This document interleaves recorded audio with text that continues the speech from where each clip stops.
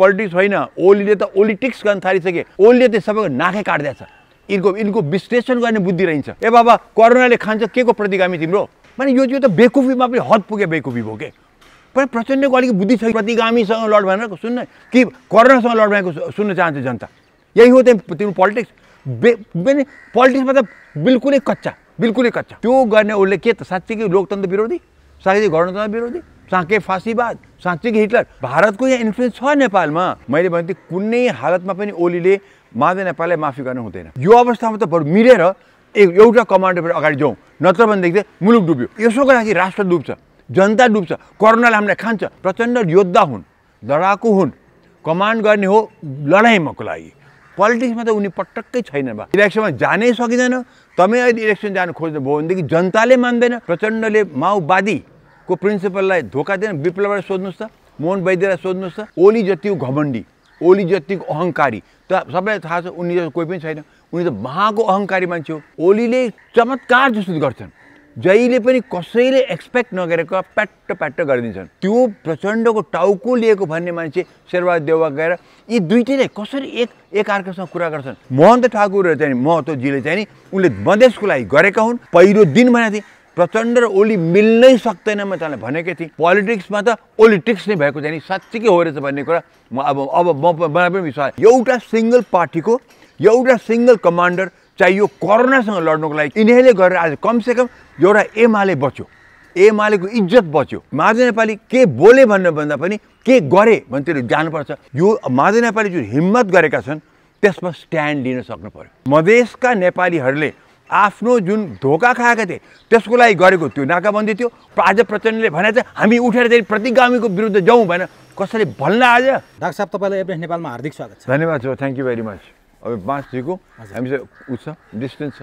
अब सबभन्दा पहिला त डाक्टर साहबको भविष्यवाणी जुन केपी शर्मा ओली विश्वासको मतबाट विमुख भएर पदमुक्त भइसकेपछि मान्छेहरूलाई बहुमतको सरकार बन्छ भन्ने धेरै मान्छेहरूले व्याख्या गरे, विश्लेषण गरे, बोले। डाक्टर साहबले हाम्रो अन्तर्वार्तामा भन्नुभएको थियो केपी ओली नै हो अबको प्रधानमन्त्री भन्नुभएको थियो।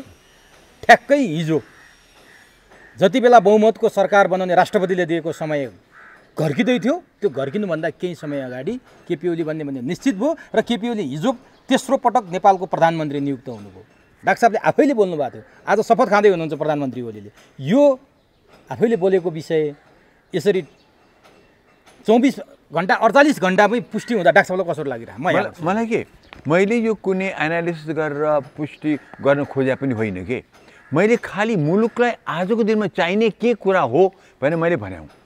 मैले यो आशा गरेर भनेको हुँ।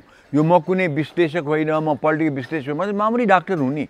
तर मुलुकलाई आजको दिनमा किन कोरोनाको हामी डाक्टर हौँ, हामीले कोरोनासँग लड्नु परिरहेछ। मुलुकमा के भएको छ राम्रो थाहा छ।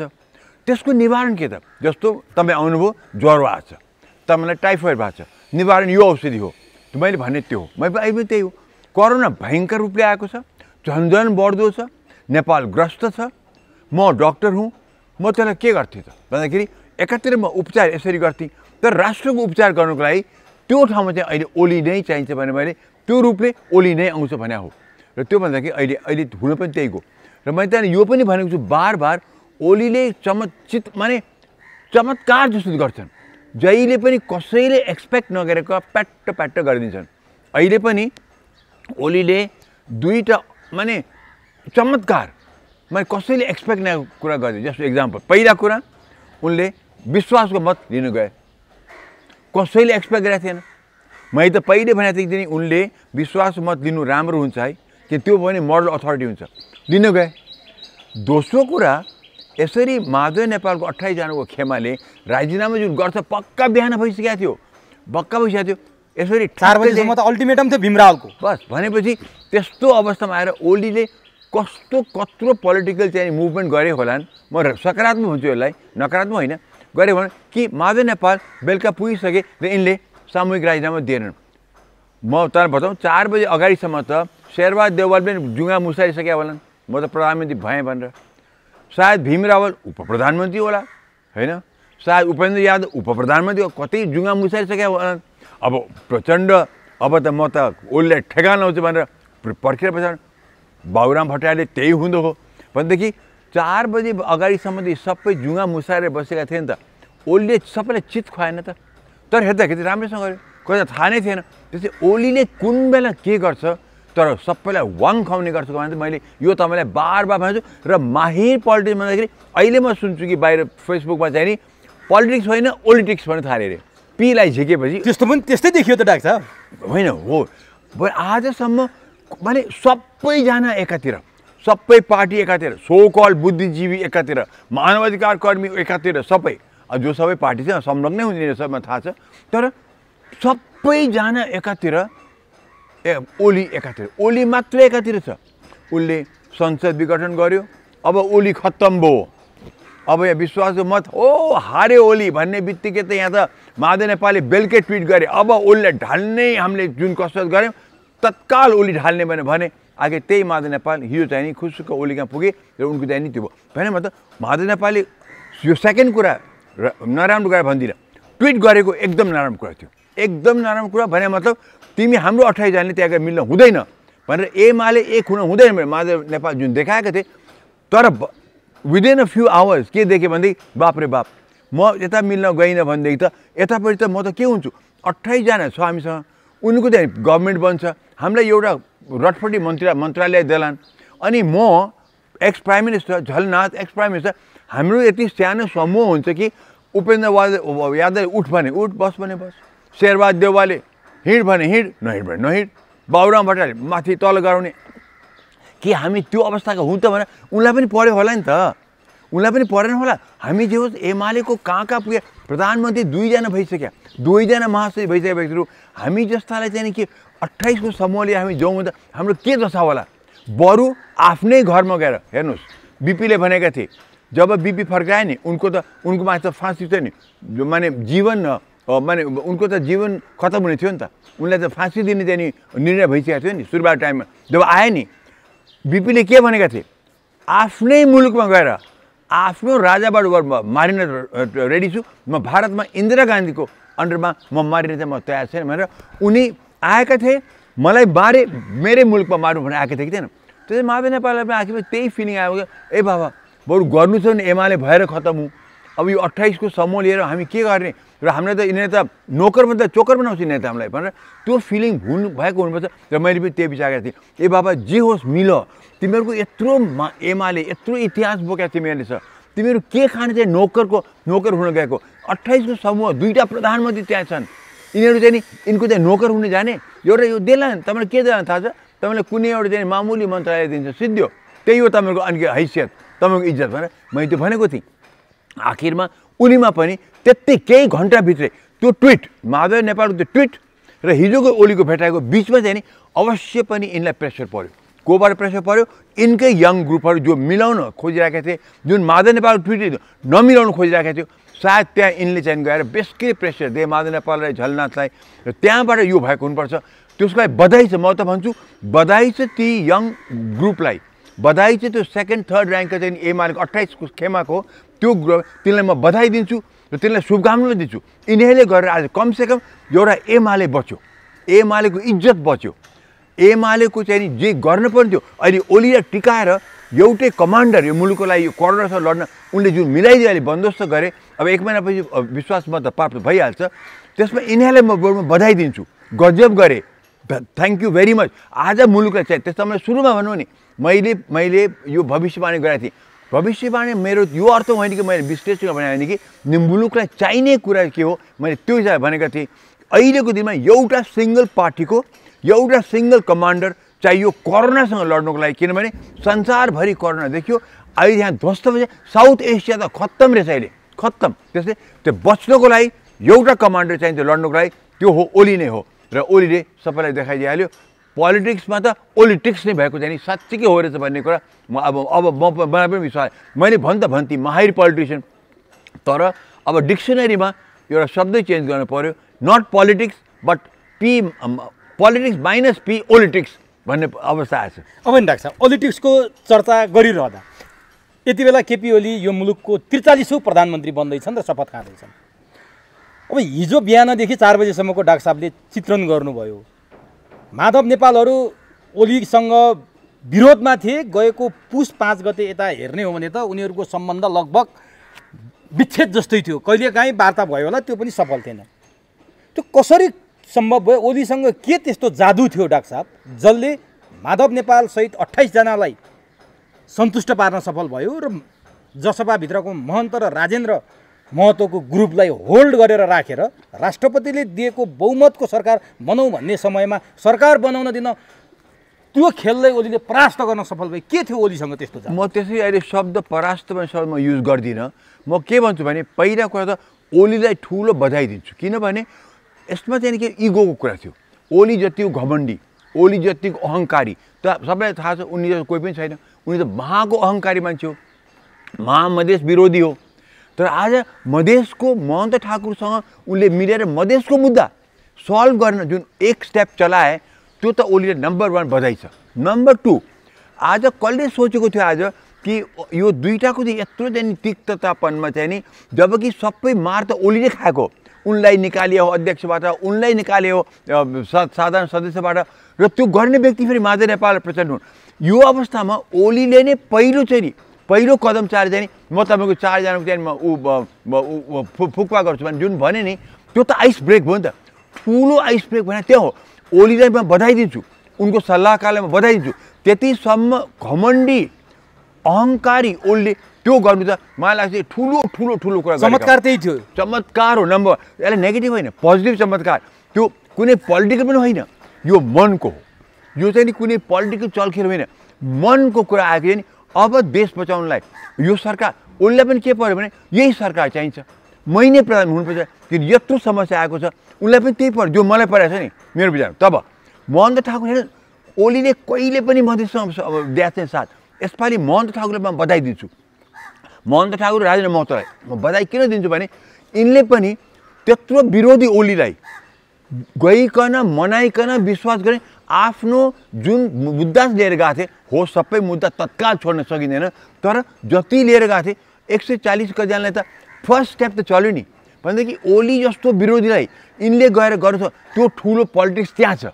यिनको त म भन्छु ठुलो ठुलो पोलिटिकल च्यालेन्ज यिनले फेस गरे। तर केपी ओलीले माधव नेपाललाई जुन सदासहायता देखाए, जुन कारबाही फिर्ता लिए, यो ओलीले नाभिदेखि मनैदेखि गरेको होइन, यो भित्र पनि जाल जेल छ भन्नेहरू छन्। यसपालि चाहिँ एकदमै अप्ठ्यारो परेको बेला मात्रै गरे हुन् यिनले, अन्तिम अवस्थामा किन गरे? हिजो काटाकाट, आज चाटाचाट, यसको भित्र कुनै न कुनै गम्भीर षड्यन्त्र छ भन्छन् डाक्टर साहब। यसमा चाहिँ नि ओलीले त्यो चाल, ओलीले लास्ट मिनटसम्म किन पर्खिन्थे भन्नुहोस् त मलाई?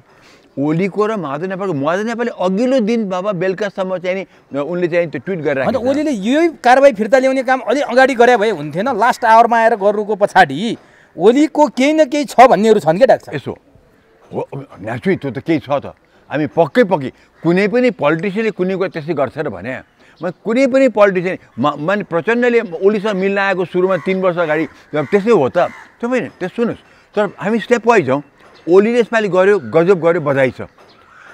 माने महन्त ठाकुरसँग गरेको, महन्त ठाकुर ग्रुपलाई पनि र राजेन्द्र महतोलाई पनि बधाई छ। गरे राम्रो, मुलुकको लागि गरे उनीहरूले, मुलुकको लागि गरे, आफ्नो मधेसको लागि पनि मुद्दा ल्याए, राष्ट्रको लागि उनीहरूले काम गरे, दुईवटा कुरा।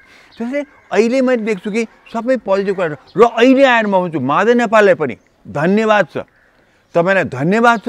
तपाईँको त्यत्रो तिक्तता हुँदाखेरि पनि, तपाईँको त्यत्रो ट्विट जुन एकदम नकारात्मक थियो, यति हुँदा पनि तपाईँले पनि आफ्नो मनमा जति कलुषित जे थियो त्यसलाई पनि पन्छाएर जुन हामीले भनेका थियौँ, तपाईँ दुइटै आफ्नो सबै कारबाही हटाउनुहोस्, सबै लान्छना हटाउनुहोस्, सबै चाहिँ नि आरोप प्रत्यारोप हटाउ र आउनुहोस् र मिल्नुहोस्। जुन मैले पनि बार बार भनेको थिएँ, अरूले पनि कतिले भनेका छन्, फेसबुकमा पनि त्यही भनेका छन्, सोसियल मिडियामा त्यो भनेको छ। तपाईँले मान्दैन भयो, तपाईँलाई पनि माधव नेपाल बधाई छ। किनभने तपाईँले आज के गर्दै देखाइनु भन्दाखेरि भइगयो, जति छ लास्ट मिनटमा गएर भए पनि हामीले राष्ट्र बचाउने, कोबाट? कोरोनाबाट बचाउनुको हामी त्यतापट्टि लाग्यौँ भनेर तपाईँले पनि देखाउनु भयो। जब भीम रावलले अघि केही घन्टा अगाडिसम्म पनि त्यस्तो भनिरहेको छ। भीम रावल र रामकुमारी झाँक्रीको अवस्था हेर्ने हो भने त वार्ता सकारात्मक हुनु बेलासम्म पनि उनीहरूका ट्विट डर लाग्दा थिए। अहिले यिनीहरू चाहिँ नि एनी हाउ नमिल्नु, बरु एमाले खत्तम होस् मतलब छैन, मुलुक खत्तम होस् मतलब छैन। तर बधाई यो अर्थमा चाहिँ माधव नेपाललाई के चाहिँ नि, माधव नेपाल लिड गयो, 28 जनाको लिड त माधव नेपाल हो। तर सायद अहिले हेर्दाखेरि त यिनले चाहिँ नि माधव नेपाल पनि घुमाएका रहेछन् कि यिनले चाहिँ त्यो उग्रता देखाएर यिनलाई ओलीसँगको रिस माधव नेपाल पनि रिस त छ तर सायद माधव नेपाल नत्र भीम रावलको केही घन्टा अगाडिको ट्विट राम झाँक्रीको केही अगाडि घन्टाको छ तर माधव नेपाल गए भनेपछि त माधव नेपाल पनि यसमा चाहिँ नि धन्यवाद पनि छ बधाई पनि छ थ्याङ्क यू भन्न चाहिँ पर्छ राष्ट्रको तर्फबाट थ्याङ्क यू भन्नुपर्छ। अब भीम रावल र रामकुमारी झाँक्रीले केही समय अगाडि वार्ता सकारात्मक हुनुभन्दा केही समय अगाडि पनि डरलाग्दा ट्विटहरू गरे डाक्टर साहबलाई थाहा छ। अब तिनीहरू केपी ओलीको सामुन्ने केपी ओलीको अगाडि सामान्य अवस्थामा राजनीति गर्न सक्ने हैसियत राख्छन् एमालेमा अब तिनीहरूले? पोलिटिक्स हो उमेशजी, पोलिटिक्स हो, सधैँ मित्र सधैँ शत्रु कोही हुँदैन। विचार गर्नुहोस् एउटा कुरा सबभन्दा ठुलो कुरा सब प्रचण्डको टाउको काटेर ल्याऊ भनेर कसले भनेको थियो? शेरबहादुर। अहिले सबभन्दा नजिकै अहिले भएका दुईजना को छन्? शेरबहादुर प्रचण्ड। हिजो मात्रै प्रचण्ड शेरबहादुर घरमा अहिले पनि त्यही छन् तपाईहरुमा कुरा गर्नुहुन्छ दाखले छैन भनेदेखि त्यस्तो घिनलाग्दो कुरा जुन हुन्छ पोलिटिक्समा आज विचार गर्नुहोस्। त्यो प्रचण्डको टाउको लिएको भन्ने मान्छे शेरबहादुर देउवा गएर यी दुईटैले कसरी एक अर्कासँग कुरा गर्छन् भन्नुहोस् त? पोलिटिक्स भने टाउको ल्याऊ भन्दाखेरि त आरामसँग चमी गर्छ भनेदेखि यो भीम रावल र झाँक्रीले के गरेर के नि? त्यसो भयो नि डाक्टर साहब, माधव नेपाल जहाँ वार्ता गरे त्यो वार्ता स्थलबाट बाहिर निक्लिँदै गर्दा 2-4 दिनलाई राजीनामा टर्यो तर सबै कुरा मिलिसकेका छैन। फागुन 28 भनेर जुन उनीहरूले तोकेको एउटा सीमा छ त्यो फागुन 28 मा न त केपी ओली फर्केका छन् न त्यो फर्केका केही कुराहरू देखिरहेछन्। तत्कालै त्यो असन्तुष्टि टालेको मात्रै देखिरहेको छ। माधव नेपालले 2-4 दिनलाई मात्रै टर्या हो भन्नेले के सङ्केत गर्छ?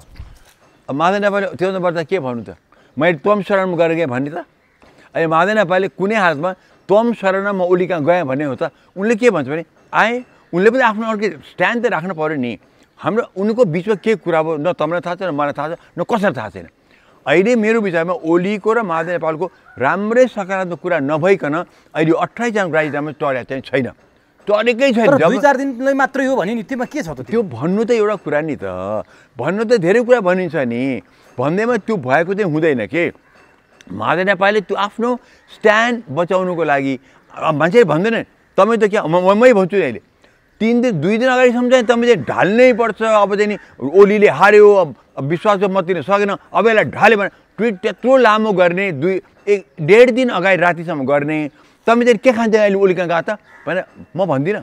म त भन्दिनँ कि मलाई थाहा छ कि यो राष्ट्रको लागि फाइदाको कुरा थियो र त्यसमा बधाई दिन्छु बरु। तर मैले चाहिँ त्यो सोचा त आमले हेर्ने जसले आम नागरिक हेर्छ नि उसले कस्तो रहेछ माधव नेपाल त भयो अघि दिन यसो गर्छ अहिले लोकलाजको लागि त्यो बोले त्यो चाहिँ लोक होइन। उनले पोलिटिक्स हो उनले आफ्नो पनि बचाउ गरे स्ट्यान्ड पनि लिए तर जेसुकै भए पनि हामीले उनले के भने नजाउँ के गरेमा हेरौँ गरे के त राजीनामा हुन दिएनन् यता ओलीसँग गएर कुरा गरे। अब यिनको पनि आएको हेर्नुहोस् माने 20औं वर्ष साथ गरेको काम गरेको होला झगडा पऱ्यो एउटा प्रचण्डले कति उक्साएका थिए एउटा माधव नेपाल प्रचण्ड कति उक्साएका होलान् यी सबै अन्यले कति उक्साएका होलान् अब जासपाले कति उक्साएका होलान् सबैले त पदको उठ्यो नि। अब शेरबहादुर देउवा नै कति उक्साएको हुनसक्छ भनेदेखि यो उक्साहटमा धेरै कुरा हुन्छ हेर्नुहोस्। तर अहिले आएर हेर्दाखेरि माधव नेपाली के बोले भन्नुभन्दा पनि के गरे भन्ने जानुपर्छ। म त्यतैपट्टि जान्छु र गरेको हेर्दाखेरि चाहिँ नि माधव नेपालले यसपालि करेक्ट कुरा गर्यो एकदम ठिक छ। अब यही लाइन लिएर तिमी राष्ट्रलाई विचार गरेर गरेका छौ तिमीले मलाई त्यही लाग्छ। अरू जेसुकै भन्नु माधव नेपालले राष्ट्रको लागि देश बचाउनुको लागि जनताको लागि यो गरेको मैले देखेँ कि उनले सरकार बचाइदिए एक कमान्डर दिए र भनेको चाहिँ ठिक छ ओलीजी तपाईँ नै कमान्डको मतलब देखाएको त्यही गरेको त्यही हो जेसुकै बोले पनि त त्यो गरेपछि माधव नेपाललाई यो साल गरेको हामी हेरौँ बोलेको पनि बोलेकोमा उनीहरूले आफ्नो बचाउले धेरै कुरा गर्छन्। उनको पनि त पोलिटिक्स हो नि उनले पनि त आफ्नो पोलिटिक्स बचाउनु पऱ्यो नि। उनले पनि त म त अब ओली कहाँ गएँ त लम्पसार परेँ भन्न भएन नि। त्यसैले हामी के बोले कसले के बोल्छ कुन बेला के बोल्छ भन्दा पनि चाहिँ नि बेटर के गरेछन् त्यो हेर्नु राम्रो हुन्छ। अब नि यी दुईटाको झगडा लामो समयदेखि भयो डाक्टर साहब आखिर अन्ततोगत्त अन्तिममा यो स्थितिमा आउनु रहेछ। तपाईँहरूले पटक ध्यान आकर्षण गराउनु भएको थियो यही कुरा पहिले नै गरिदिएको भए आज कोरोनाको यो महामारीमा कम्तीमा सत्ता समीकरण कुर्सीका घिनलाग्दा खेल हुने थिएनन् कोरोना विरुद्ध लड्ने अवस्था हुन्थ्यो नि डाक्टर साहब पहिला किन नगरे आखिर गर्नु नै रहेछ त अन्तिममा आएर। तपाईँले याद भयो तपाईँको कुरामा त म पनि फसेँ किनभने मैले के भने यो अहिले 3 महिना अगाडिसम्म मैले भन्थेँ कुनै हालतमा पनि ओलीले माधव नेपाललाई माफी गर्नु हुँदैन। त्यो त्यो खेमालाई माफ गर्ने हुँदैन। यिनले यति ठुलो अपराध कुकर्म गरे किनभने ओलीलाई अध्यक्ष पदमा हटाएर आफू पद दिएर उनलाई साधारण कम्युनिस्ट पार्टीको सदस्यमा निकालेर आफूले त्यतिसम्म कुकर्म गरे कुनै हालतमा ओलीले मिल्न हुँदैन। उनी त सङ्ख्या 98 को सङ्ख्या छ, मिल्न हुँदैन मैले भनेको थिएँ।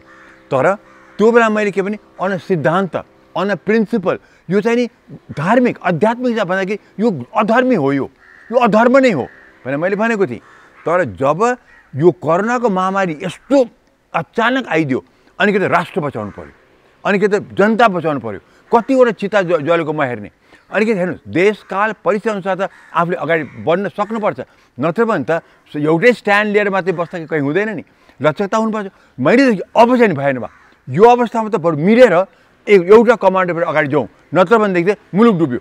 सो मुलुक हामीले हेर्नु तपाईँ र मैले हेर्ने त हामीले जहिले पनि हामीले माधव नेपाल ओली प्रचण्ड शेरबहादुर मतलब चाहिँ हामीलाई राष्ट्रलाई के हितको कुरा छ त्यो हामीले हेर्ने हो, जनतालाई फाइदा कहाँबाट हुन्छ त्यो हामीले हेर्ने हो। त्यसैले त्यो हेर्दाखेरि मैले नै 3 महिना अगाडिसम्म कुनै हालतमा मिल्नु भनेको मान्छे मैले पछि भन्छु मिल्न पऱ्यो भन्दैछु। भने तपाईँ बुझ्नु चाहिँ नि यो चेन्ज देशकाल परिस्थितिलाई ध्यान दिनु पर्यो र त्यसमा पनि एउटै मात्रै हुन्छ देश र राष्ट्रको हित।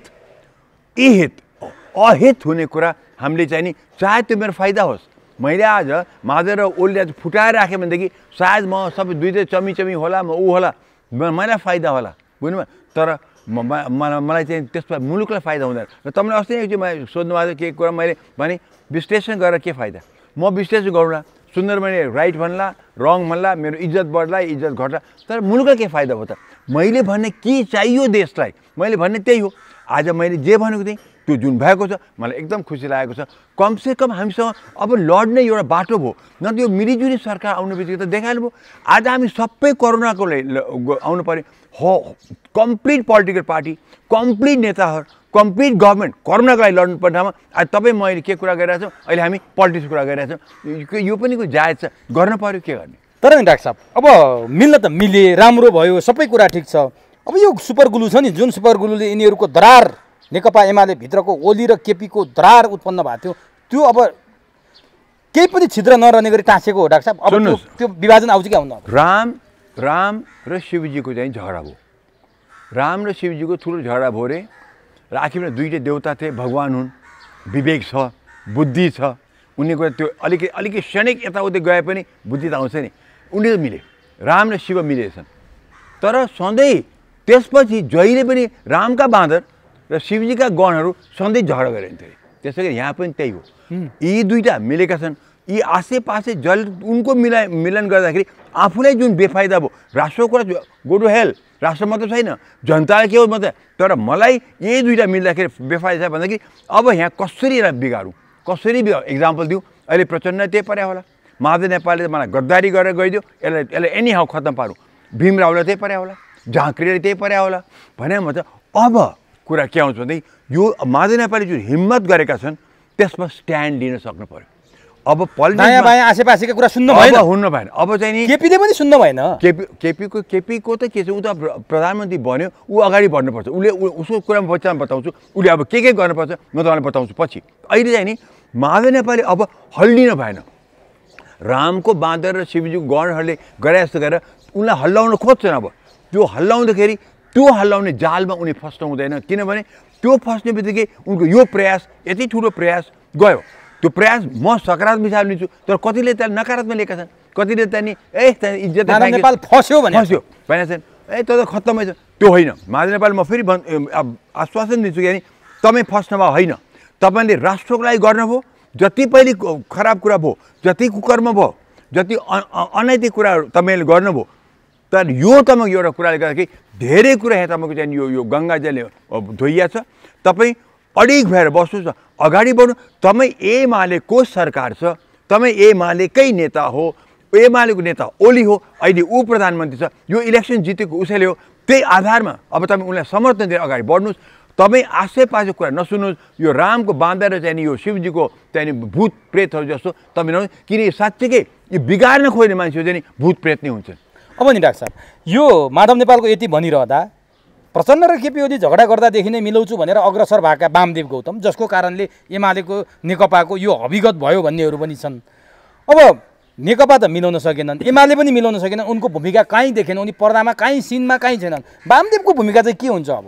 उनको भूमिका त कुरै गर्ने कामै छैन। उहाँ वामदेवको के पो भूमिका थियो र? उनी न यता हुन सके न उता हुन सके, स्ट्यान्डै छैन वामदेवको। स्ट्यान्डै त्यो स्ट्यान्ड नभएर जेलीफिस भएपछि त अनि यता पनि खुट्टा ठिक छ उता पनि खुट्टा ठिक छ त्यतिमा थियो। सो वामदेवको स्ट्यान्ड केही पनि छैन। उनलाई प्रयोग गर्छन् मान्छेले जब चाहियो र उनी प्रयोग हुन जान्छन् जब अरूको चाहिँ स्वार्थ हुन्छ। त्यो वामदेव त्योभन्दा अर्को छैन। वामदेव कुरै नगरौँ अहिले। अब ठिक छ। अब अलिकति प्रचण्डतिर आउन डाक्टर साहब, जस्तो माधव नेपालले 28 जना मध्ये 20 जना सांसदले राजीनामा दिन्छन्, तपाईँहरू अगाडि बढ्नुहोस् भनेर शेरबहादुर देउबा र प्रचण्डलाई पटक पटक बुढा नीलकण्ठ गएर भनेको आश्वासन हामीले सार्वजनिक रूपमा देखेकै हो। अन्तिम आवरसम्म पनि माधव नेपालले शेरबहादुर र प्रचण्डलाई ढाडस दिएकै हुन्। अब प्रचण्ड र शेरबहादुरले माधव नेपालले धोका दिए, माधव नेपाल धोकेबाज हुन् भनेर चित्रित गरेका छन्। अझ शेरबहादुरभन्दा बढी प्रचण्डले भनेका छन्। यो वास्तवमा माधव नेपालले उता पनि यता पनि धोका दिन हुन्थ्यो डाक्टर साहब? आफ्नै पार्टीमा छलछाम गरेर माधव नेपालले गरेका काम त राम्रो देखिएन नि। तपाईँ कुनै ज्योतिषको जानुभयो भनेदेखि तपाईँको हिजोको दशा र आजको दशा हेर्दाखेरि तपाईँको त्यो कुन बेला बृहस्पति यताबाट उता पुग्छ र मङ्गल यताबाट उता पुग्छ भन्छ नि, त्यो पला घडी पनि भने हुन्छ नि। त्यसैले जब माधव नेपालले त्यो कुरा भने कि तपाईँहरू अगाडि बढ्नुहोस् हामी राजीनामा दिन्छौँ भने त्यो बेलामा उनको चाहिँ नि त्यो उनको ग्रह दशामा चाहिँ नि सायद उनको शनि यताबाट उता गएको थियो कि त्यो थियो। तर जब चाहिँ नि बुद्धि फर्क्यो, जब चाहिँ देखि राष्ट्र डुब्छ है, मैले यसो गर्दाखेरि एमालेको त के अस्तित्व रहेन, हाम्रो क्षमता खत्तम हुन्छ। यो खत्तम हुन्छ भने एमालेमा ठुलो दाल लाग्छ। म एमालेको माने महासचिव भएर 15 वर्ष गएर मान्छेले मैले आज एमालेको के दशामा पुऱ्याउँदैछु जब त्यो लाग्यो र यसो गर्दाखेरि राष्ट्र डुब्छ, जनता डुब्छ, कोरोनाले हामीलाई खान्छ। त्यो सायद त्यो त्यति बिचमा त्यो केही घन्टाको बिचमा चाहिँ नि सायद बृहस्पति यताबाट उता गइदियो। माधव नेपालको दोष होइन, किनभनेदेखि उनको ग्रह दशा त्यो ठाउँ चेन्ज गर्यो। धोकेबाज भन्न मिल्दैन माधव नेपाललाई? धोकेबाज त को छैन मलाई भन्नुहोस् त। प्रचण्डले माओवादीको प्रिन्सिपललाई धोका दिएन? विप्लवलाई सोध्नुहोस् त, मोहन वैद्यलाई सोध्नुहोस् त, बाबुराम भट्टराईले नै सोध्नुहोस्, बाबुराम नसोध्नु, मोहन वैद्यलाई सोध्नुहोस्, गजुरेलाई सोध्नुहोस्, सबै अनि भन्नु चाहिँ प्रचण्ड धोकेबाज हो कि होइन त? माओवादीको प्रिन्सिपल नम्बर 1 शेरबहादुर देउवा धोकेबाज होइन नि त। शेरबहादुर देउवाले यसपालि के भनेको थिए जब मैले उहाँलाई वाह वाह भनेको थिएँ, के भनेको थिएँ भने हामी यसपालि कुनै हालतमा कङ्ग्रेस चाहिँ नि सरकारमा जाने थियो, हामी जाँदैनौँ भनेर भन्ने बित्तिकै मैले पनि वाह त्यसो हो भनेदेखि ओली नै चल्छ र चाहिँ नि मुलुक स्थिरतामा जान्छ। मैले भने यसपालि पहिलो तपाईँको टिभी भनेको छु, यसपालि पहिलोचोटि शेरबहादुर देउवाले करेक्ट कुरा गरेको, स्ट्यान्ड करेक्ट छ कि अहिले कङ्ग्रेसले त्यहाँ लाग गऱ्यो भनेदेखि कङ्ग्रेस डुब्छ, किनभने भ्रष्टाचारमा डुब्छ पछि गएर गभर्मेन्ट आउनु बित्तिकै र उसको कमजोर जुन इलेक्सनमा जाँदाखेरि उनीलाई फाइदा हुन्छ त्यो उनले गुमाउँछन् मैले भनेको थिएँ। तर हेर्नुहोस् त चान्स यति सिद्रो देख्ने बित्तिकै त घामराङ घुम्लुङ हाम फाल्दै चाहिँ नि हाम्रै नेतृत्वमा सरकार बनाउँछ भनेर शेरबहादुर देउवा त जुगा मुसार्दै गएपछि भन्ने मुसार्दै अगाडि बढे। त्यो पनि धोका हो, किनभनेदेखि मैले खुद भनेको थिएँ स्ट्यान्ड शेरबहादुरको ठिक छ भनेको थिएँ। आज म भन्दैछु क्या हो यो यत्रो चाहिँ सुन्नुहोस् उसको धोका। अब माधव नेपालले धोका हो, प्रचण्डलाई धोका दिएको हुनसक्छ, तर त्यो धोका राष्ट्रको लागि दिँदाखेरि चाहिँ नि म भन्छु त्यो धोका होइन, त्यो राष्ट्र उसले हेरे दुईतिर हेरे। आजको दिन मैले बोली गर्दाखेरि यो भनेको थिएँ, तर अहिले हेर्दाखेरि हुँदैन, मैले यो गर्ने हुँदैन, राष्ट्र र जनता हेर्नुपर्छ मैले। र त्यसको लागि यता पनि मैले बोली म फर्काउनुपर्छ हो, त्यो अर्थमा धोकेबाज भन्ने हुन्छ।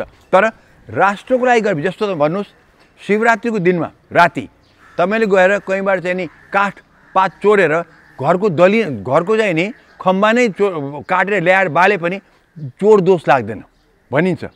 त्यसै गरेर भगवानको पूजाको लागि मान्छेले चाहिँ फुल टिपेर कसो घरबाट भगवान पूजा गर्छ त्यसलाई पनि दोष मानिँदैन। त्यस्तै गरेर अगर प्रचण्ड र शेरबहादुर देउवालाई माधव नेपालले त्यो आश्वासन दिएको थिए तर राष्ट्रको लागि गर्ने हो भनेदेखि त्यसलाई दोष मान्न म सक्दिनँ।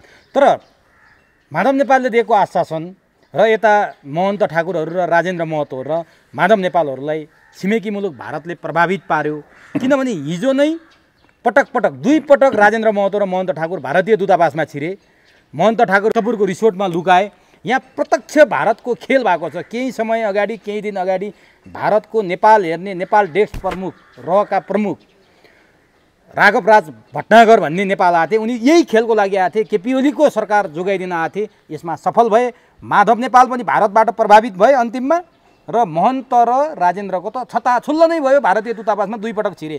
त्यही भारतको खेलले यो भएको भन्नेहरू छन्। डाक्टर साहबले के लाग्छ? महन्त ठाकुरले जब पहिले ओलीसँग गएर हाम्रा कार्यकर्ताहरू जति थुनेका छन् सबै यो सबै तपाईँ छोड्नुपर्छ, तपाईँ यिनमा मुद्दा झिक्नुपर्छ भन्न गएको थिए। त्यसमा त भटनागर साहब आउनुभएको थिएन, यहाँ आउनुभएको थिएन।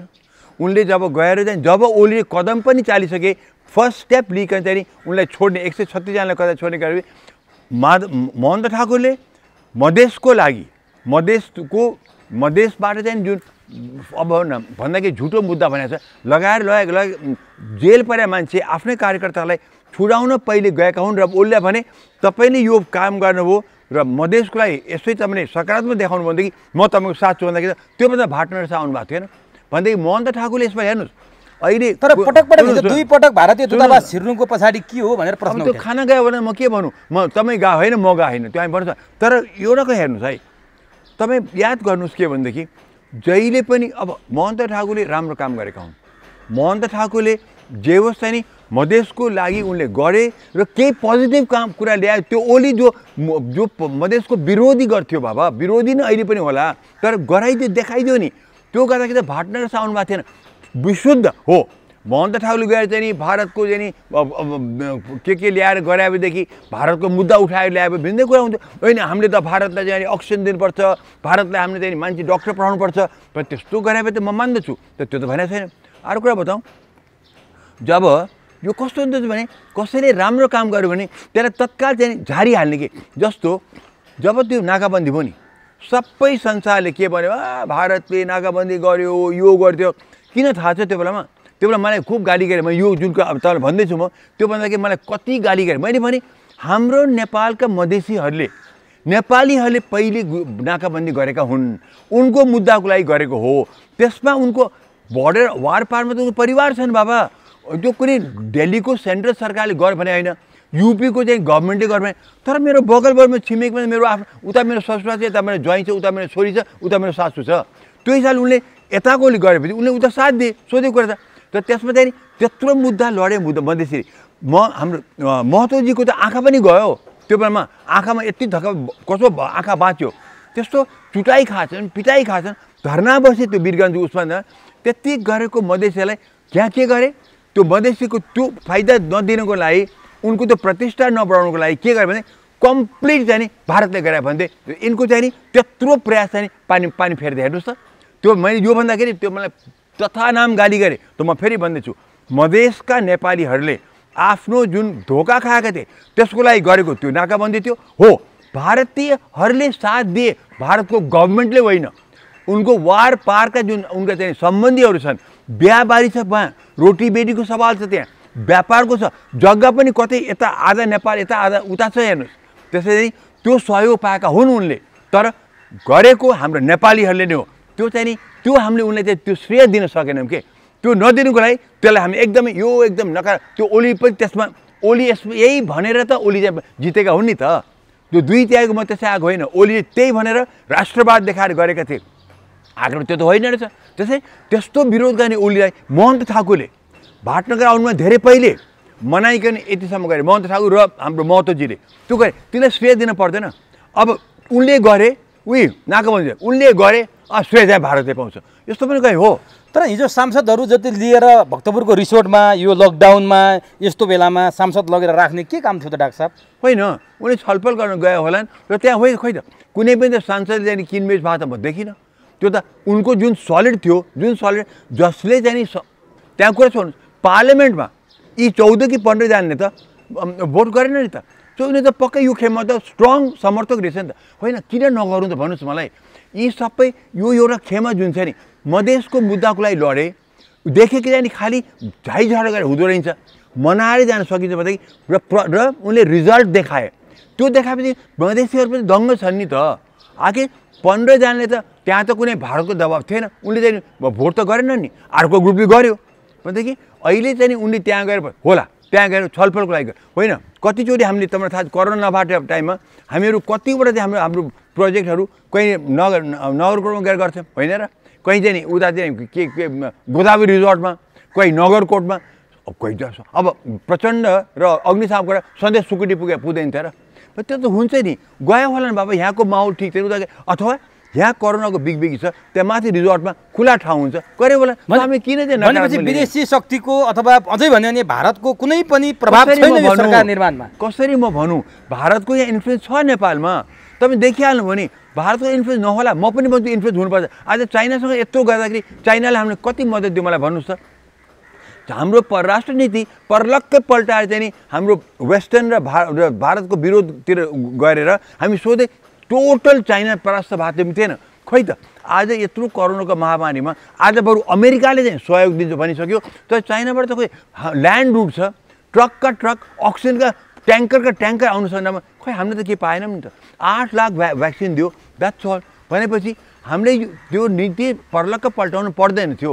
तर हो, चाइनाको इन्फ्लुएन्स राम्रै छ, भारतको पनि इन्फ्लुएन्स छ, भारतको त अझ 7 साल अगाडिदेखि नै छ भनेदेखि इन्फ्लुएन्स त हुन्छ, इन्फ्लुएन्स गराउनु पनि खोज्छन्। हामी किन इन्फ्लुएन्स हुने त? दोष त हाम्रो हुन्छ नि। त्यही जहिले पनि अन्त अरूलाई दोष न। यसपालि महन्त ठाकुर चाहिँ महतोजीले चाहिँ नि उनले मधेसको लागि गरेका हुन्, त्यसमा चाहिँ उनलाई श्रेय दिउँ, भारतलाई त्यसको श्रेय नदिउँ। अब नि डाक्टर साहब, अब यो भइरहँदा नेकपाभित्र विवाद भयो, प्रचण्ड र माधव नेपाल एक ठाउँमा थिए।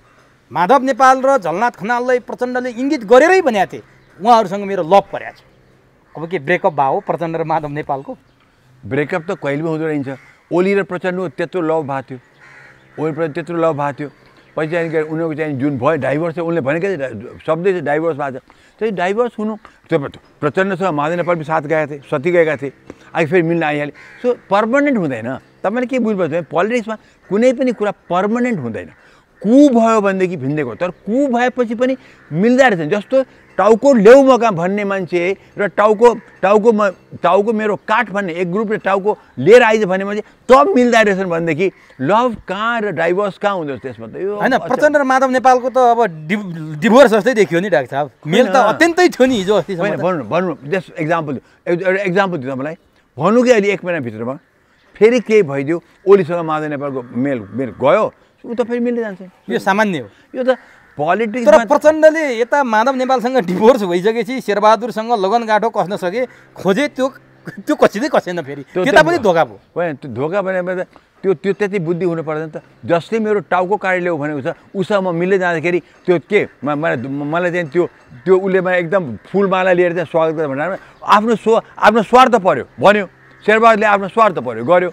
अब प्रचण्ड के खान गएको त? तर शेरबहादुरमाथि पनि एउटा आरोप थियो नि हिजो, प्रचण्डसँग मिलेर छोरीलाई भोट हाल्न लगायो काङ्ग्रेसहरूलाई। भरतपुरमा त देखेकै छौँ, प्रचण्डको खुट्टामा लम्बसार पर्यो शेरबहादुर भन्ने आरोप लाग्यो। अन्तिममा शेरबहादुरलाई धोका दिएर प्रचण्ड केपीसँग मिले। आज फेरि त्यही प्रचण्डसँग अँगालो किन हाले? त्यही त मेरो प्रुफ। काङ्ग्रेसमा त शेरबहादुरको आलोचना सुरु भयो। यही त मेरो प्रुफ हो नि। कोही सधैँ पर्मानेन्ट मित्र र शत्रु हुँदैन नि पोलिटिक्समा। आज यता लाग्छ स्वार्थ। हाम्रो यहाँको चाहिँ पोलिटिक्स स्वार्थको खेल छ। यो कुनै महात्मा गान्धीको पोलिटिक्स होइन, यो नेल्सन मण्डेलाको पोलिटिक्स, यो बिपी कोइरालाको पोलिटिक्स पनि होइन, यो मनमोहनजीको पोलिटिक्स पनि होइन। यो त अहिलेका यहाँका नेता नभनौँ, अहिलेको यहाँका पोलिटिसियनको यो पोलिटिक्स हो। त्यसैले यस्तो भइहाल्छ होइन, नमान्नुहोस् न। होइन, देख्नु भएन यो 3 वर्ष यता, देख्नु भएन माधव नेपाल माने प्रचण्ड र ओली त्यसरी मिल्नु, सुरुमा माधव नेपाल प्रचण्डसँग मिल्न जानु, यो त बिल्कुलै अस्वाभाविक होइन र कति दिन टिक्यो? मैले त पहिलो दिन भनेको थिएँ प्रचण्ड र ओली मिल्नै सक्दैन, म तँलाई भनेकै थिएँ। तर स्वार्थमा मिलेका थिए भन्थे डाइभोर्स हुन्थ्यो। डाइभोर्स त कि बिहे नभएको के को डाइभोर्स हुन्थ्यो भने यो साधारण। त्यसो भने नि डाक्टर साहब, अब अहिले तपाईँहरू म कुरा गर्दा नेपालमा सङ्घीय लोकतान्त्रिक गणतन्त्र छ। यो सबै एजेन्डा न त एमालेको हो न त काङ्ग्रेसको, यो एजेन्डा माओवादीले लिएर आएको, प्रचण्डले लिएर आएको एजेन्डा होइन। प्रचण्ड पनि गणतन्त्र ल्या होइन भन्नु होला होइन, तर उनले त भने नि जनयुद्ध गरे, जनयुद्धको जगमा भन्छन् नि सबैले। काङ्ग्रेस गणतन्त्रमा जान मानेको थिएन, एमाले गणतन्त्रमा जान मानेको थिएन, धर्मनिरपेक्ष सङ्घीयता यिनीहरूले मानेकै थिएन। एजेन्डा छ प्रचण्डको, नेतृत्वविहीन र भूमिकाविहीन छन् प्रचण्ड। अब प्रचण्डको नेपाली राजनीतिमा स्थान कहाँ हुन्छ, महत्त्व कहाँ हुन्छ, भूमिका के हुन्छ? प्रचण्डले अहिले अब चाहिँ नि उनी अहिले अलग्गै छन्, उनको पार्टी छैन।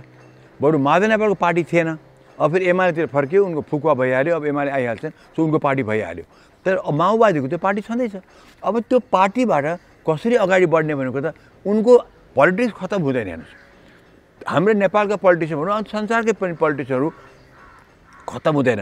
अब भनौँ न 4-5 चोटिसम्म प्रधानमन्त्री भएको त नेपालमा देखिसक्यो नि त। भारतमा पनि त्यही देखिएको छ नि त। सो यो पोलिटिक्स हाम्रो यो एरियामा चाहिँ पोलिटिक्स खतम भयो। बेलायततिर अमेरिकातिर चाहिँ एकचोटि प्रेसिडेन्ट भइसकेपछि प्रधानमन्त्री भइसकेपछि दोस्रोपट्टि पास भइसकेपछि फेरि आउनु गाह्रो हुन्छ कि। प्रेसिडेन्ट अमेरिकाको जब 2टा मात्रै हो, त्यसपछि आउनै पाइँदैन। बेलायतको पनि एकचोटि हारेपछि फेरि अरू चाहिँ आउनु गाह्रो हुन्छ। विन्स्टन चर्चिलले मात्रै आएका थिए, विन्स्टन चर्चिलले आएका थिए, त्यो हो, हारेपछि पनि जितेर आएका थिए। तर त्यो बिरलै हुन्छ के। त्यसैले हाम्रो यहाँ त्यस्तै खालको छ। त्यो प्रचण्डको चाहिँ नि अहिले नभन्टानु उसको पोलिटिक्स समाप्त भएको छैन। पोलिटिक्समा उनको चाहिँ नि माओवादी खेमा छ, कहीँ न कहीँ उनको अलिकति शक्ति छ त्यहाँ हेर्नुहोस्। फेरि भूमिकामा आउन सक्छ, मुख्य भूमिकामा नै मुख्य भूमिका तत्काल त आउँदैनन्। तत्काल त उनले अब आफ्नो पार्टी बलियो बनाउनु पर्यो, जति समर्थन गुमाएका थिए आफ्नै पार्टीभित्र त्यसलाई फर्काउनु सक्नु पर्यो। अहिले त उनले गुमाइ छ। उनलाई कसैले पार्टीभित्र पुरानो माओवादीको त लडाकुले पनि, कुनै नेताले पनि, कुनै सेकेन्ड र्याङ्क थर्ड र्याङ्कले पनि, वाइसिएलका लिडरले पनि, घाइते अपाङ्गहरू कसैले उनलाई विश्वास गर्दैन नि। अब ती सबैको उनले फेरि यो 2-3 वर्ष यता उनले मन जित्न सक्नु पर्यो। त्यो धैर्यता छ त प्रचण्डमा? त्यो त भन्न सक्दिनँ। तर प्रचण्डमा भावुकता चाहिँ छ।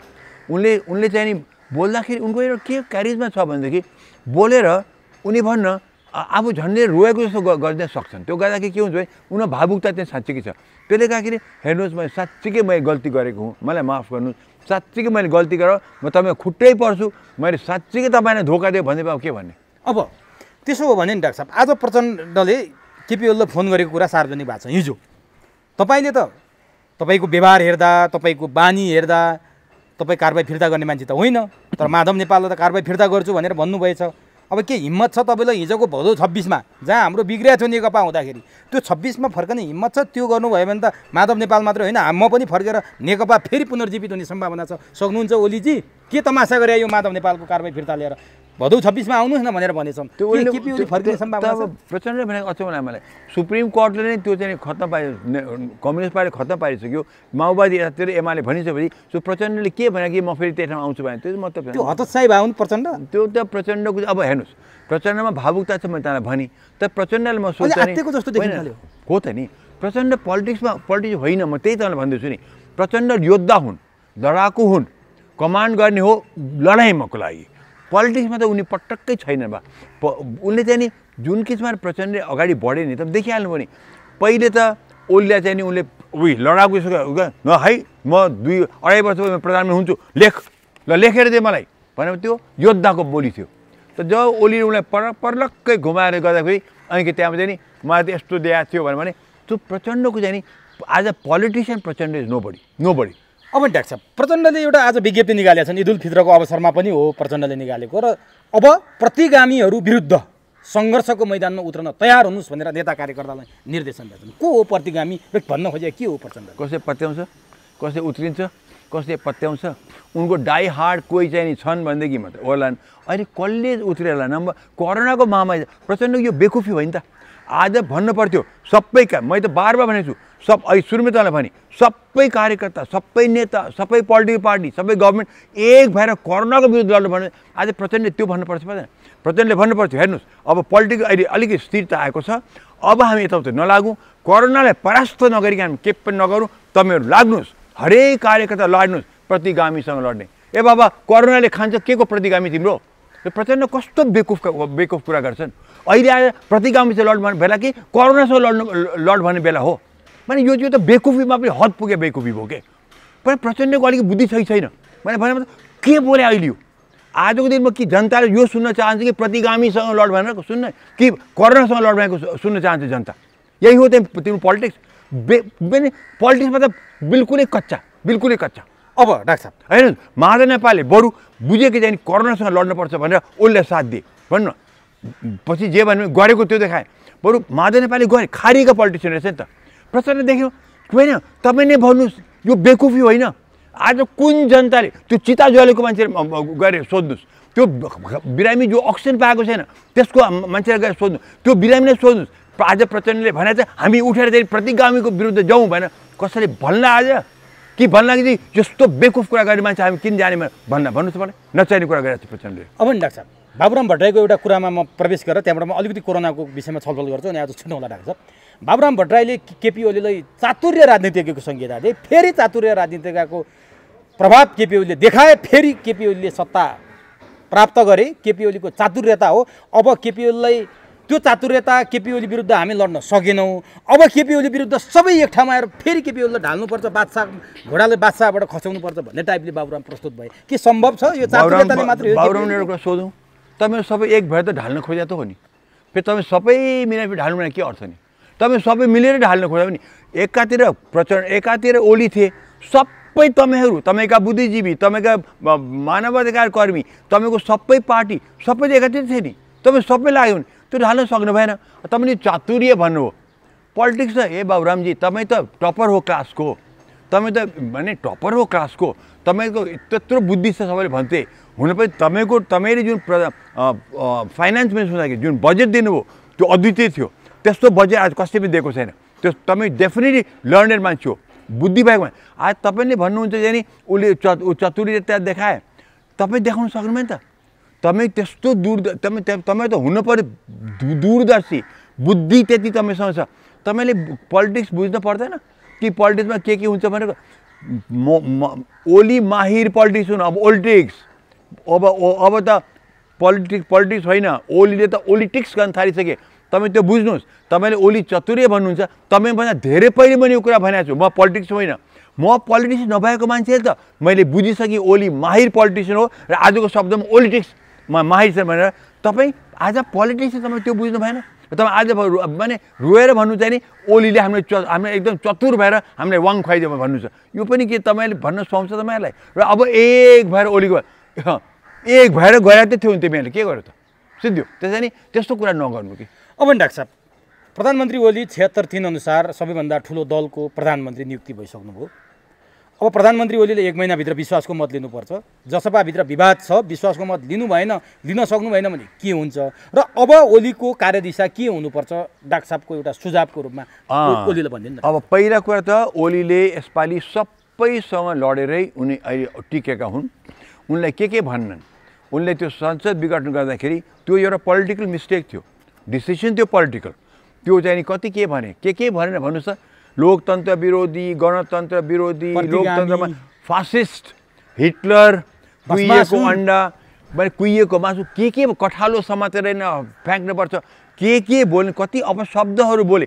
त्यसको लिइकन विद्या भण्डारीमाथि कस्तो फोहोर गाली चाहिँ नि त्यो चाहिँ तपाईँ त्यो हामी बिर्सिन्नौँ नि त्यो कुरा, त्यो भएको होइन र। अब आज ओली फेरि जुन पैसा पुगे के त, जसले जुन व्यक्तिले संसद विघटन गर्यो, पोलिटिकल मिस्टेक थियो, गर्यो, सुप्रिम कोर्टले सुल्झाइदियो। अब उनले विश्वासको मत दिन कहाँ गए त? उनले कु गरेनन्, आर्मीको साथ लिएर कु त गरेन नि, त्यही संसदमा गएर विश्वासको मत दिन गए, हारे। तर त्योभन्दा ठुलो लोकतन्त्र के हुन्छ? म जित्छु भनेर गएन, म हार्छु भनेर गएको छु ओली त्यहाँ। विचार गर्नुहोस्, म जित्छु भनेर गएकै होइन ओली, म हार्छु नै भनेर ओली गएको छ त्यहाँ। त्यति हिम्मत देखा जो ओली जान पर्ने थिएन। यिनले त अविश्वास प्रस्ताव ल्याउनै सकेका थिएनन्, ल्याउनै सकेका थिएनन्। त्यो ल्याउने रहेछ अवस्था उनले भने होइन म जान्छु गरेर देखाउँछु, र उनलाई थाहा थियो उनले हार्छ भनेर। तब त्यो गर्ने उसले के त साँच्चीकै लोकतन्त्र विरोधी, साँच्चै गणतन्त्र विरोधी, साँच्चै फाँसीवाद, साँच्चीकै हिटलर। यिनले ओलीले त सबैको नाकै काट्दैछ। यिनको विश्लेषण गर्ने बुद्धि रहन्छ, यिनको एनालिसिस गर्ने बुद्धि, पोलिटिक्समा यिनको बुद्धि नै रहेछ भनेर ओलीले देखाइदिए के। ओके, त्यो उल्टी चाहिँ गरे। अब मुख्य कुरा ओलीको के त अगाडि कदम के? त्यसैले ओलीले अहिले जुन गरेका छ, ओलीले के देखाइदियो जनतालाई भने म स्ट्यान्ड लिन सक्छु, स्ट्यान्ड लिएर गर्छु, गल्ती होला त्यही पनि म स्ट्यान्ड लिएर जान्छु। जनताले के भन्छ भने सधैँ लोलोपोतो गर्ने, आज एउटा कुरा बोल्यो, भोलि अर्को कुरा बोल्यो, जनताले कतातिर जाने, मुलुक कता लगाउने, त्यस्तो व्यक्ति भन्दा बरु ठिक छ, ल भयो म भिरेपट्टि जान्छु भन्ने मान्छे त्यो पनि जनताले त्यो हेर्न खोज्यो के।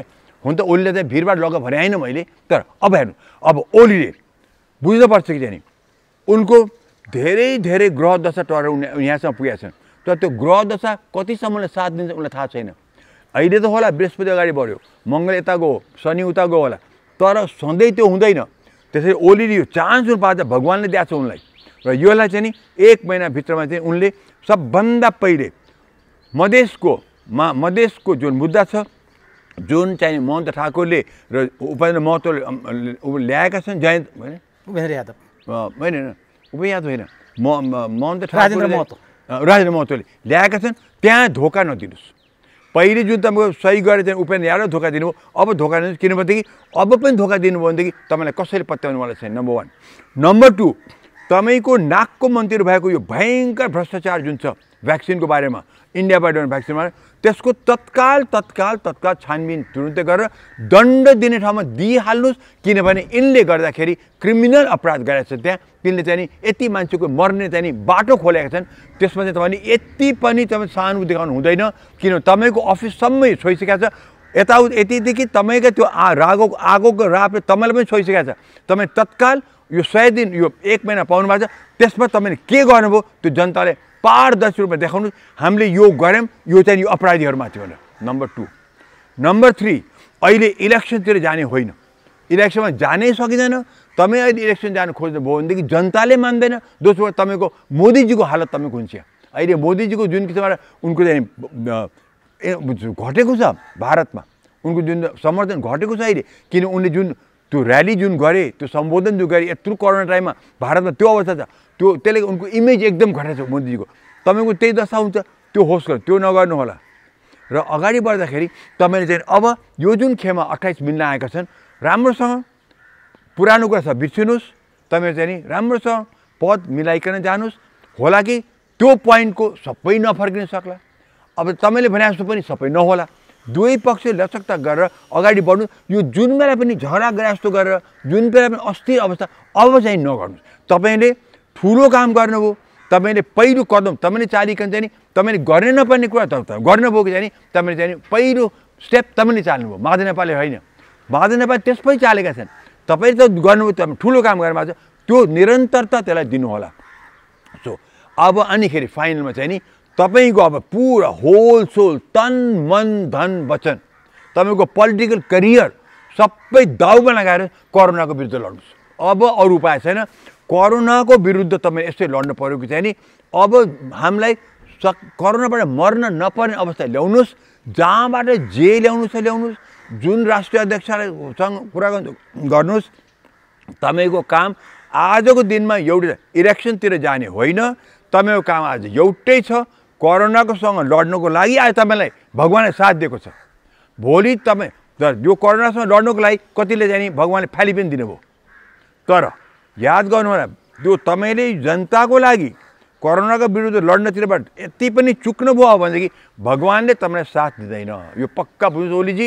यो चाहिँ नि म तपाईँलाई म भविष्यवाणी गर्छु। जसरी म तपाईँ हट्नुहुन्न भने भविष्यवाणी गरेँ, अब फेरि म भन्छु नि तपाईँले यताउति गर्नुभयो र फेरि चाहिँ नि कोरोनाको मा चाहिँ नि यत्रो भ्रष्टाचार हुँदा फेरि भविष्यमा भयो भनेदेखि र तपाईँको नजिक त्यो आयो भनेदेखि र तपाईँले कोरोनातिर नलागेर अन्त लागेको देखियो भनेदेखि तपाईँको पनि भविष्य खत्तम हुन्छ। यो म तपाईँलाई अहिले बताउँछु, होस् गर्नुहोस्। अब नि डाक्टर साहब, यो त हामी राजनीतिक विषयमा कुरा गऱ्यौँ। राजनीतिक लडाइँ धेरै भयो डाक्टर साहब। अब लड्नुपर्ने कोरोना विरुद्धको लडाइँ छ। के तपाईँलाई लाग्छ अब सरकार सबै ध्यान भङ्ग गरेर एकै ध्यान कोरोना विरुद्ध लगाएर लड्ला जस्तो लाग्छ डाक्टर साहब? अब लड्ला जस्तो होइन, लड्न पर्छ। तपाईँ र मैले आज उसले हामीले समर्थन किन दिइरहेछौँ? एउटै कुरा कि कमान्डर चाहियो जसले लडाइँको लागि जान सक्छ। किन यो 5वटा खिचडी बनेर चाहिँ सरकार बनेर चाहिँ नि लड्न सक्दैन। अब समय कोरोना विरुद्ध लड्ने बेला हो कम्प्लिटली। अहिले त जसरी सेकेन्ड वर्ल्ड वारमा जसरी चाहिँ विन्स्टन चर्चिलले लडेका थिए सेकेन्ड वर्ल्ड वारमा, हार हुन आँटिसकेका थियो, तर लडे यिनीहरूले। अमेरिकाको समर्थन पाए, लडे। आज पनि अमेरिकाले समर्थन दिनु भनिसकेको छ। हिजो र आजको न्युजमा देख्नु होला, अमेरिकाले पनि अब मद्दत गर्छु भने त्यसलाई समातु। जहिले पनि यो एमसिसीको कुरा ल्याएर अर्को कुरा ल्याएर त्यत्रो सदा सहायता देखाएको अमेरिकाले चाहिँ कहिले चाहिँ नि आर्मीको बुठिया बजाउँछ भन्ने, कहिले यसले हामीलाई आर्मीले खान्छ भने नचाहिने कुरा त हामी नलागौँ। अब म सबै नेतालाई भन्छु यो नचाहिने कुरा नगरौँ। जस्तै यो एमसिसीको कुरा उठाएका थिए काम नकासँग, मैले पहिलेदेखि भनेको छु यो बिल्कुल रद्दी कुरा थियो। यति हुँदा पनि अमेरिकाले फेरि सदा सहायता देखाएर चाहिँ नि म नेपालको लागि अब म यति गर्दैछु भने अहिले कुरा आइरहेको छ, त्यसलाई अब चाहिँ नखेर देखिसक्यो मित्र भारतले गर्न सक्दैन। अहिले असम्भव छ, उसलाई ऊ बिचरा खत्तम अवस्थामा छ। चाइनाले गरेन देखिहाल्नुभयो। तब अहिले अमेरिकाले साथ दिन खोजेको छ। त्यसलाई चाहिँ फेरि नचाहिने मुद्दा उठाएर नचाहिने चाहिँ पोलिटिसियनहरूले उठाएर चाहिँ नचाहिने माने आफूले चाहिँ म बढ्ता कम्युनिस्ट, म बढ्ता लेफ्टिस्ट भनेर देखाउन खोज्नेहरूले चाहिँ र अमेरिकासँग सम्बन्ध बिगार्न खोज्दै अब त्यहाँ प्रोत्साहन नदिनु होला। अगाडि बढौँ र चाहिँ नि जब सहयोग लिउँ, अहिलेको सहयोग भनेको हामीले अमेरिकाको लिने, चाइनाले दिनपर्ने हो, अझ पनि म भन्छु दिनपर्छ।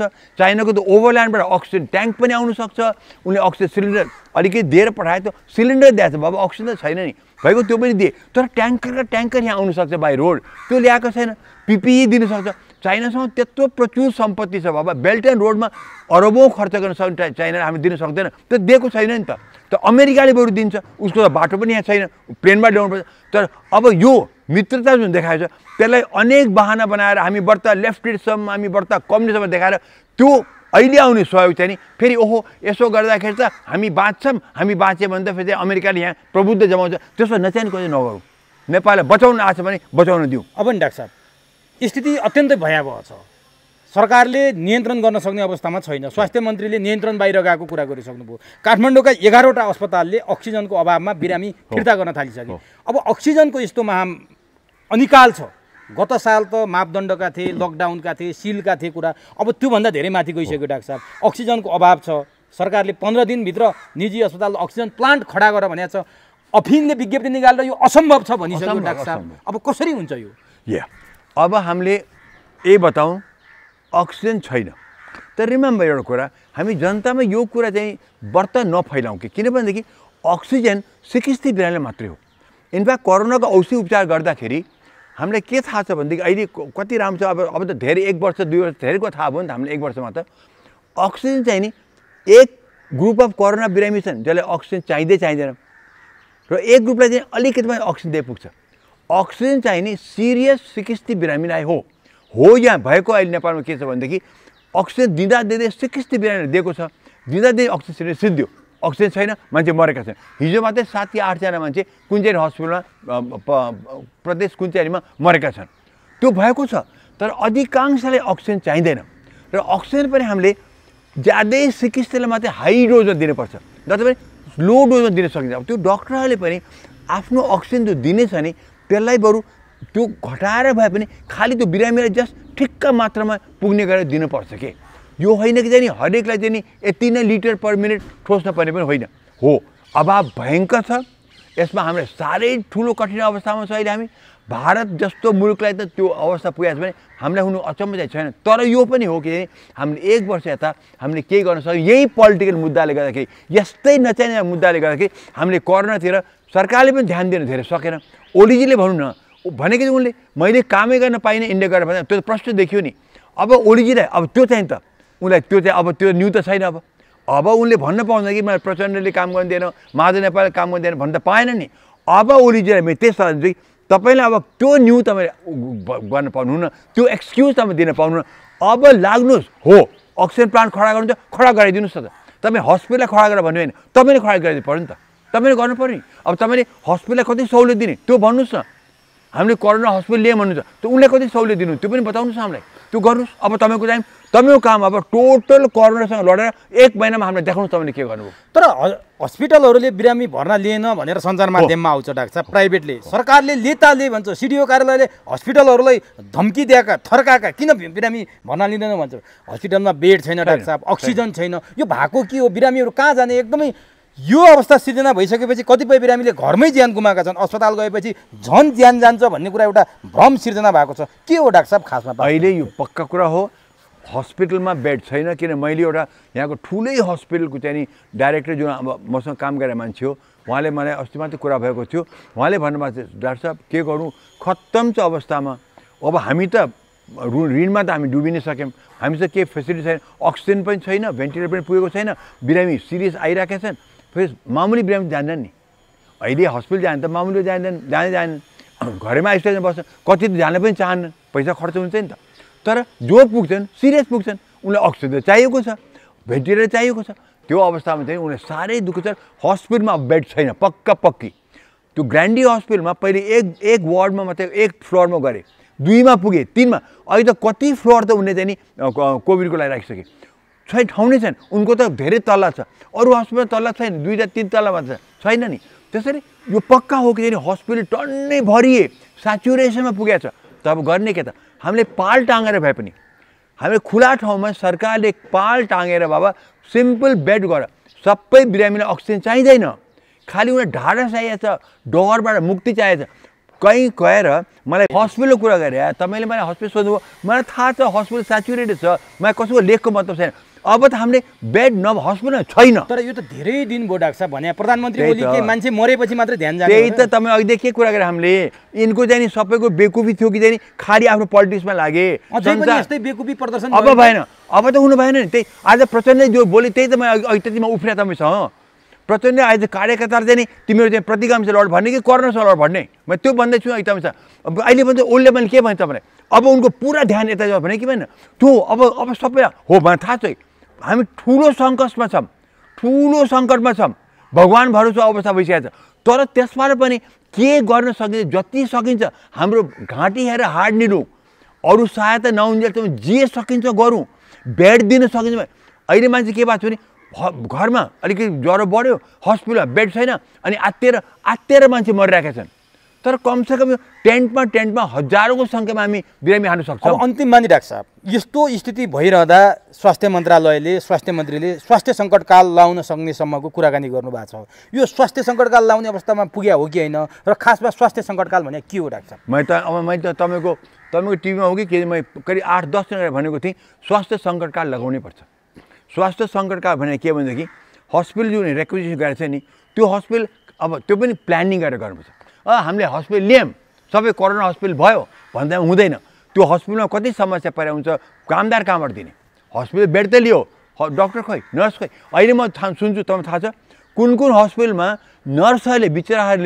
नर्सहरूले पिपिई नपाइकन उनले काम गर्न परिरहेको छ, र तिनको चाहिँ घरमा बच्चाहरू छन्, रोएका छन्। मैले सुनेको छु भक्तपुरको हस्पिटलमा एउटा कुन हस्पिटलमा हो, त्यहाँका नर्सहरू कहाँ रोएका छन्। त्यहाँ काउन्सिलिङ गर्न जाने मान्छेले मलाई भनेको छ काउन्सिलिङ गर्न गएको छ नर्सहरू बिचारू कस्तो अवस्थामा छ भने घर कसरी जाने, हाम्रो बच्चा छन्, हामी चाहिँ यो अवस्थामा छ भनेर रोएका छन् र उनलाई प्रोटेक्टिभ इक्विपमेन्ट पनि छैन। हेर्नुहोस् त त्यस्तो अवस्थामा नर्सहरूले काम गरिरहेका छन्। आज डक्टर त केही अलिकति त्योभन्दा अलि बढी होला, तर बिचरा नर्सहरू त नर्स, त्यसपछि हाम्रो कामदारहरू, त्यहाँ काम गर्ने स्विपर भयो, त्यहाँ काम गर्ने एम्बुलेन्स बोयहरू, सबै ल्याब टेक्निसियन छन्। त्यसरी हो सरकारले गर्न सकेका छैन, हो यो पनि पक्का कुरो। यत्रो सुनामी आउँदाखेरि हामी ट्याकल गर्न सक्दैनौँ। जस्तो अमेरिकाको फ्लोरिडामा क्याट्रिना भन्ने त्यो त्यत्रो चाहिँ आँधी आयो, अमेरिका जस्तोले त्यो क्याट्रिनासँग लड्न सकेन नि त। ध्वस्त भएपछि केही गर्न पर्यो उनले। तब हामीलाई पनि त्यही भएको छ। हो अहिले हामी कुनै हदसम्म भगवान् भरोसामा छौँ, तर यसमा पनि जे गर्न सकिन्छ हामीले त्यो गर्नुपर्छ। हामीलाई बेस्ट हस्पिटल चाहियो, बेस्ट भेन्टिलेटर चाहियो, बेस्ट आइसियु चाहियो, त्यो भनेर मिल्दैन। अहिले हामीले म्याक्सिमम मान्छे बचाउने, हेर्नुहोस् म्याक्सिमम मान्छे बचाउने। यति सब तपाईँलाई बताउँ एउटा कुरा, कोरोनाको सुरुवातमा जब भेन्टिलेटर कमी भयो नि, थाहा छ बेलायत र अमेरिकाले के पोलिसी निकाले भनेदेखि त्यो मान्छे 80 वर्षको छ, भेन्टिलेटरमा छ, अर्को आयो 40 वर्षको, उसलाई भेन्टिलेटरमा छ, दुईटालाई उत्तिकै चाहिएको छ, अक्सिजनमा उत्तिकै चाहिएको छ। यिनको पोलिसी कति हामीले हेर्दाखेरि ओहो बापरे। तर भने कि चाहिँ नि 80 वर्ष मान्छेको लाइफ एक्सपेक्टेड कति छ? 10 वर्ष, 5 वर्ष होइन, यसको त 40 वर्ष। यसलाई बचाउनुपर्छ भनेर त्यो भेन्टिलेटर झिकेर यसलाई लगाएको छन्। त्यो पोलिसी हस्पिटलको पोलिसी बनाए तिनीहरूले। यो सुरुवातको कुरा मैले गरेँ तपाईँले, बेलायत अमेरिका जस्तो त्यो गरेका हुन्। यो मेडिकल जर्नलमा आएको कुरा छ। त्यसैले हामीले अब आफ्नो मुलुक हेरेर, आफ्नो स्थिति हेरेर अगाडि बढ्नुपर्छ। हामीले एकदम बेस्ट हो। आखिर उनले पनि चाहेको थियो नि त, 40लाई पनि बचाउँ, 80 वर्षलाई पनि बचाउँ, चाहेको थिएन नि र। उसको पनि त बालबच्चा छैन, उसको पनि परिवार छैन 80 वर्षको मान्छेको, तर बचाउन सकिएन, छैन नि उनी जस्तोमा पनि छैन। अनि हामी कहाँ के अवस्था? त्यसै हामीले खालि दोष मात्रै नदिउँ। हो सरकारले 1 वर्षमा गर्नु छ नि गरेन, किनभने यही झाइ झगडाले यी बेकुफ हाम्रा नेताहरूले बेकुफी गरे चाहिँ नि हामीलाई योमा फसाए। आजको त भनौँ अहिलेको 1 महिना अगाडिसम्म पनि हिजोसम्म झगडा गरिरहेको छ भन्नुहोस् मलाई। अहिले पनि अब 1 महिना कोही झगडा गरेमा थाहा छैन। यिनको बेकुफीले गर्दा आज हामी यो दशामा छौँ। यो सो कल नेताहरूको बेकुफीले आज हामी यो दशामा पुगिरहेका छौँ। अब त्यो चाहिँ नि जनताले बुझ्नुपर्छ कि कुन नेता पोलिटिसियन कस्ता छ बुझौँ। र अब ओलीको काम चाहिँ नि टेन्टमाथि टेन्ट खडा गरेर आर्मीलाई मुभ गराऊ, एपिएफलाई मुभ गराऊ, र बिरामीलाई चाहिँ घरमा पनि बस्न सकेन, हस्पिटलमा बेड पाएन भनेदेखि ल तिमीले त्यो ठाउँ छ है भन्ने अवस्था। हस्पिटल नै चाहिँदैन बाबा, टेन्टमा पनि बेड नर्स दिएर गर्न सकिन्छ। सबैलाई यति अक्सिजन चाहिँदैन, यति अक्सिजन धेरैलाई पुग्छ। त्यो याद गरौँ र हामीले जे छ क्षमता अनुसार काम गर्नुपर्छ। हामीले ठुल्ठुलो कुरा चाहिँ विचार गर्नु हुँदैन। अब अक्सिजन प्लान्ट तुरुन्त राख, कसले गर्नु सक्छ? यो नजाने कुरा गर्नुभयो नि, त्यो गर्न सक्दैन नि। अक्सिजन ल्याउन, तिम्रो त चाइनासँग त्यत्रो सम्बन्ध छ, भारत त दिन सक्दैन, त चाइनाको त बाई रोड ल्याउनु सक्छ। बाबु यो हामी चाइनासँग रोड किन बनाएको त? हामीले अक्सिजनको ट्याङ्कर ल्याउनु सकिँदैन, टिबेट बेड ल्याउनु सकिँदैन। चाइनामा त त्यत्रो प्रचुर छ बाबा सबै थोक, त्यो किन नल्या त? त्यो ल्याउन। अमेरिकाले वहाँदेखि दिन्छु भन्ने, यहाँ यिनीहरूले दिन नसक्ने। त्यो तिमीले हाम्रो पोलिसी नै फर्काएको थियो चाइनातिर। अब माग, हामी पनि हेरौँ चाइनाले कति हामीलाई गर्छ। गरोस्, मित्र हो, उसले गर्नुपर्छ, तर गरेको छैन। त्यो पनि भन्छु, हामी हाम्रो आफ्नो स्थिति हेरेर अगाडि बढौँ। हामी दोष मात्रै नदिउँ, अगाडि बढौँ, जे सक्षम गरौँ, त्यही हो। र ओलीजीको काम अहिले त्यही हो। यी सबै पोलिटिसियनले प्रतिगामीसँग लड्ने भन्ने कुरा होइन, कोरोनासँग लड भनौँ, त्यही नै अहिले हाम्रो बुद्धिमानी हुन्छ। हस् डाक्टर साहब, अत्यन्त महत्त्वपूर्ण भनाइ राखिदिनु भयो, आम दर्शकलाई सुसूचित पारिदिनु भयो, यसको लागि तपाईँलाई हार्दिक धन्यवाद।